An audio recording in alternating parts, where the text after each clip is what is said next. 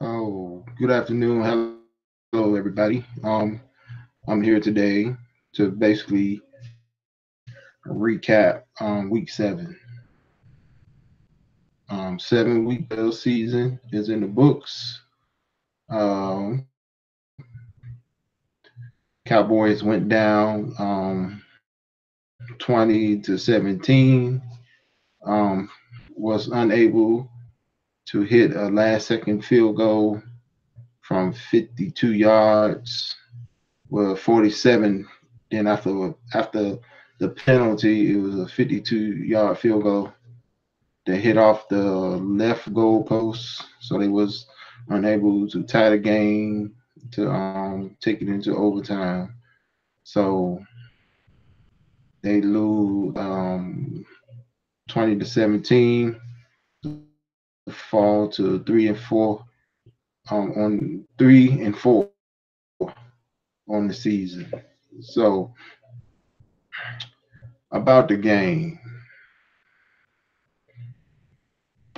well, because this game played out really how it was supposed to. This this ain't um, one of the situations or scenarios where I box about the coach, the coordinator, and scheming and schematics and all that stuff. Just two observations. All right. First observation was when it was approaching the 5 minute mark. I'm gonna have to go back and look, but I think we had a big play and started to move the ball, but it was a penalty. I do believe it might have been on the rookie, uh, Connor Williams. I think that's the possession. So instead of we went back, so we was basically in the shadow of our own end zone, um, like 30-14. So that was the play of the fumble and the touchdown on the Redskin part. So at that time, we were only down 3 points. And I said to myself, um, screen, screen pass or run. That's what I said, run. If they threw one of the little tight end or wide receiver screens, so be it, and see what happened. But I was like, in my mind, I was like, well, we down by 3, down by 3 points.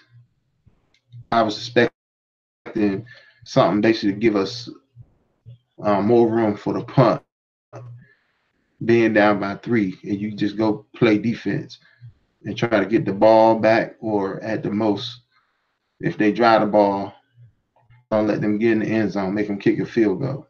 That's where I was right then. I do not know why that pass play was called.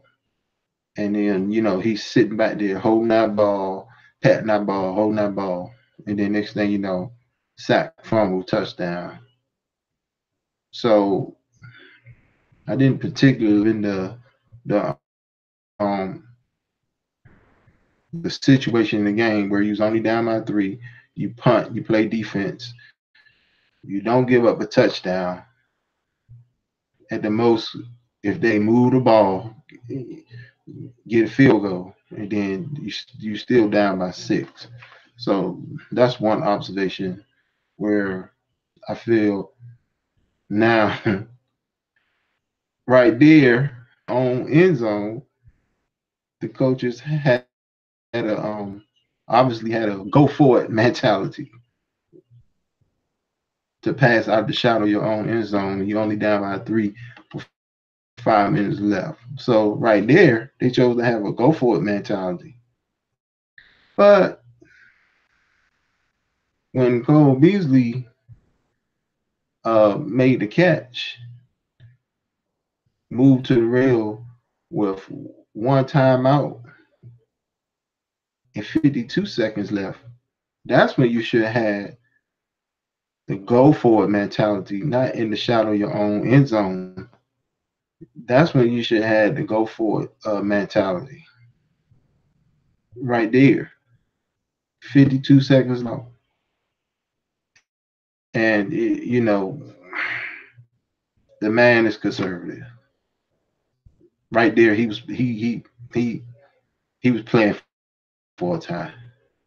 So that's what happened when you play for a tie. I mean, you got Justin Tucker for the ball, and he had like 220 some consecutive extra points. He missed the extra point. With field goal kicking, no or how accurate your field goal kicker is, how close you get for the actual field goal, it's a crapshoot. So whenever you can go, you should go for the win. So I feel like they didn't go for the win with one timeout, 52 seconds left. Go for it. So you want to go for it in the shadow of your own end zone, like script, fumble, touchdown. But when you had a chance to go for the win, take some shots. You play conservative, and well, that's a penalty all day, every day. He can say what he want to say. He done it the same way for how many other years, whatever. That was a penalty. You was patting that ball too many times. So the referees must wasn't looking. They must were blind. If you say you've been doing that your whole career, that was a blatant penalty. It was a backed it up to 52 yards. So things. You want your end zone, you want to go for it, but you get down there across midfield, and you want to get conservative. But take those two things aside, played like it was supposed to, and it was lost, won or lost like it was supposed to. That's on the field. Okay. The Redskins defensive line punched the Dallas Cowboys in the face all day. They outmanned them. They out physical them. They was more physical than them. They outmanned them. Their defensive line owned the offensive line all day. 73 yards total rushing. Zeke had 15 carries for 33 yards. 4 or 5 sacks. Defense line outplayed them. Was more physical. Their offensive line, they only gave up one sack. And had 98, 99 yards. I think their total rushing yards, they almost doubled us up. So I think they had like 130, 140 total rushing yards. So their offensive line in the trenches won the battle. Period. Point battle. So with the exception of the two calls that I didn't like, the game was really one loss on the field. 2 fumbles. All right. Was a touchdown. So they got points off of your turnovers. That was 7 points. You lost by 3. So the turnovers, untimely penalties for the field goal. Couple of big holding calls that brought plays back. So a game in any game for any team, I mean, a fan can sit there and play. hindsight and question coach's decision and whatever. And I'm not questioning nothing that the coaches did in the game. It's just those two scenarios that I didn't like. But this game was won, or in Dallas' case, lost on the field, between the lines, between the chalk. They just got out physical and they got outmanned and had untimely penalties and crucial situation. And they just didn't get the job done, guys. They just didn't get it done. So they go into this bye week, 3-4. So they just got to come back 2 weeks from Sunday, 2 weeks from this coming Sunday. Well, a week from coming Sunday, this Sunday coming up, and they're gonna have to win that game at home to continue this 500 trend. Lose one on the road, win one at home. So you lost one on the road. It's time to get one at home. You're gonna have to get this victory against the Titans at home. Then you'll be at 500 through your first 8 games. But then starting with your third quarter games after, if you can get a win against Tennessee, the 9, 10, 11, and 12, the next 4 games, you can't go 500 no more if you want to make the playoffs or even try to win the division. Because Redskins won, but I didn't see nothing in the way that they played that said they're gonna run away with the division. Even though they 2 games up on the Cowboys and Eagles. I ain't see nothing about what they did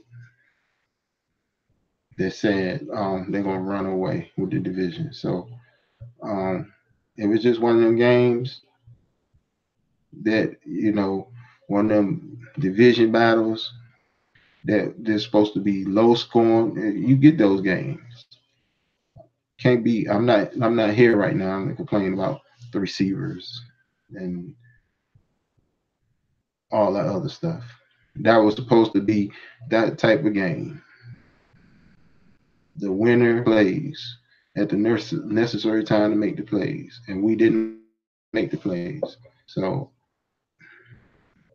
get you a win after the bye week.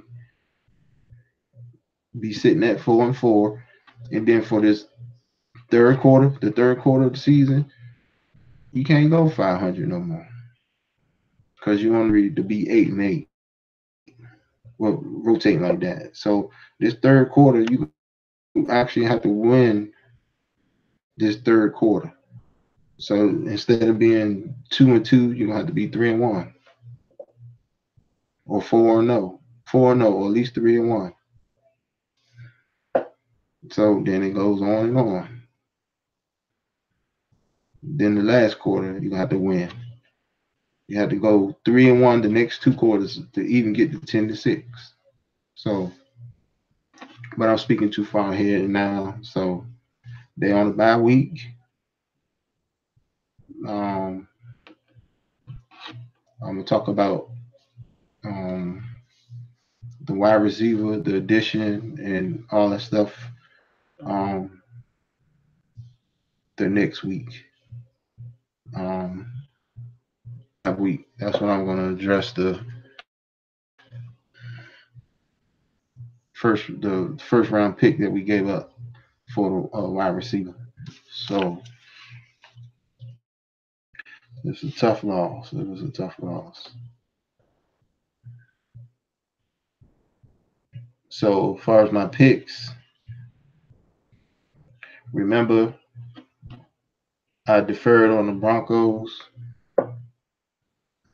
because I didn't. I came a day after the game was over. Even though I said I picked the Broncos, I deferred on the Broncos pick. So I was 8-5. That's not too bad.